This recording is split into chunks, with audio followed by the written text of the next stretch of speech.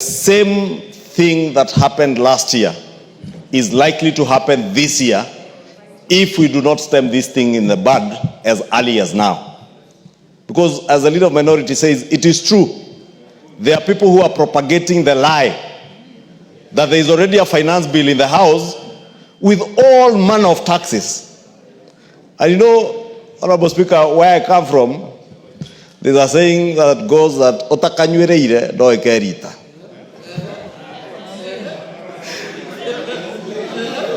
The direct translation of that is the English saying that he who wears the shoe knows where it pinches the most.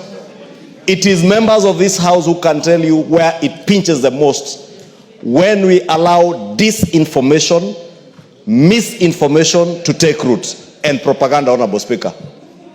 And it is sad, Honorable Speaker, as the leader of minority has said, that it is the people who ought to know better who are propagating these lies. People who have even served in this House as members of parliament. And you see them all over the media alleging all manner of taxation that is not before the House. I don't know whether they work in Treasury to know what Treasury is going to bring. The National Treasury is even yet to table the estimates for the next financial year that will then inform what needs to be financed. Because a finance bill is a consequence of what is to be expended by government, then government decides this is how we intend to raise revenue. And that is why is a statement on revenue raising measures that the Cabinet Secretary comes to read in, at the beginning of June. Therefore, Honorable Speaker, is just to implore on Kenyans. One, not to believe the lies.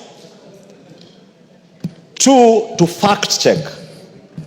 Honorable Speaker, last year, 2024, Kenyans were fed with all manner of disinformation, falsehoods on what was contained in the finance bill. The few offensive clauses that were there in the finance bill, a week or 2 weeks before consideration of that finance bill in this House, none other than the chair of the Finance Committee informed the country of all the retinue of amendments that were being proposed to deal with those things that Kenyans considered offensive, like taxation on bread. You remember the taxation on motor vehicles, and all those things were removed. But Kenyans ended up saying, reject, do not amend. Honorable Speaker, if this House is told to reject every law and not to amend, then we have no business having a parliament in this country. Because legislation or the legislative process begins with legislative proposals, which are then amended as informed by Kenyans during public participation. Honorable Speaker, I do not need to belabor what happened last year, and we need not go to that pain, back to that pain. But we must inform Kenyans that we are in an era of disinformation and misinformation, especially on social media. But unfortunately, many of our colleagues in the fourth estate also pick up from that and report what is being reported on social media as lies as if it is truth.